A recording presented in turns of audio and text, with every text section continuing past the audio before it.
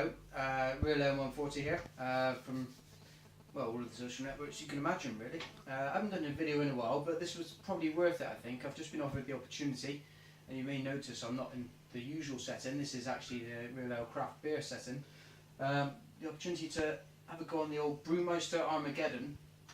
65%. This is the strongest beer in the world. So I'm not going to have this in a pint glass or a half pint glass. I'm just going to pop a little bit of it in a glass.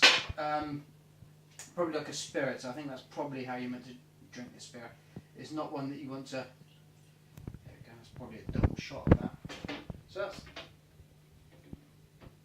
double shot. I would imagine it's probably about 50 ml. And imagine at 65%, that will be plenty of beer. Unusual for me to say that. Normally you're looking at 330 as being kind of minimum bar. So Brewmeister Armageddon, it says on here it's the world's strongest beer, 330 bottle. It's made in the hills of Scotland using spring water, hops, barley and yeast.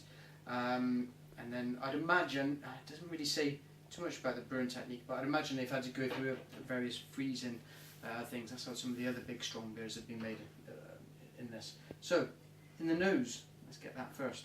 Swing it around. It actually, in appearance, it behaves much like a whiskey.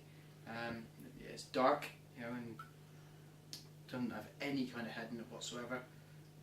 And yeah, you can just swill it around. I might try just towards the end. I might try bunging in some water as a mixer and see how it behaves in comparison to a whiskey. But anyway, it's going to be schnozzing. See how that goes.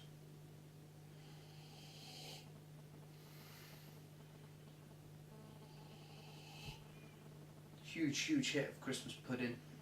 It's raisins. It's like somebody's got like a jumbo port and jumped it up and put some bloody spark plugs in there and just really hammed it up on it. It's like somebody's giving you an atomic Christmas pudding. I think that's the best way I can describe it. So.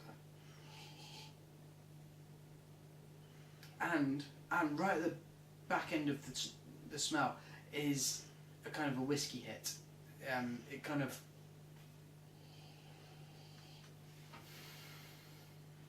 at this ABV you're expecting spirits, I suppose, on the nose, and that's probably alcohol if nothing else. Let's give it a whirl. Let's see what it tastes like.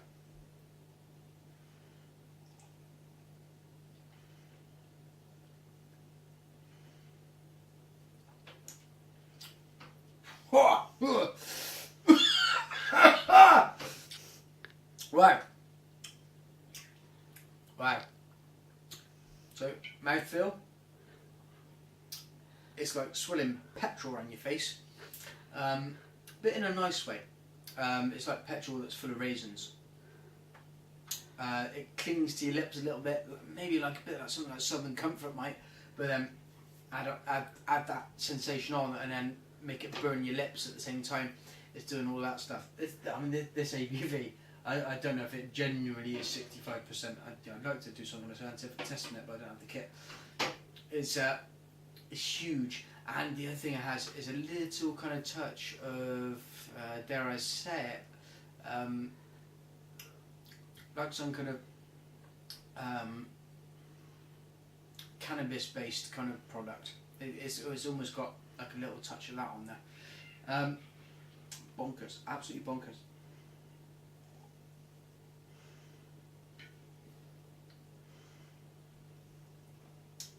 You can't hold it in your mouth for too long because that spiritiness goes up your nose and starts releasing gases that make it difficult to hold your mouth closed. But it is very identifiably a beer. It's a really bizarre kind of setup. I'm going to drop a little bit of water in. You see what I've drunk there now. Just a dash of water. And see how that goes. I mean, that's how the Scottish release the flavour into their whiskies. So I'm going to see how that works now with dropping a little bit of water into beer.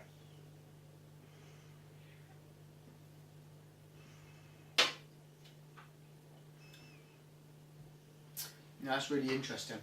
That's actually freed up a little bit more of the palate.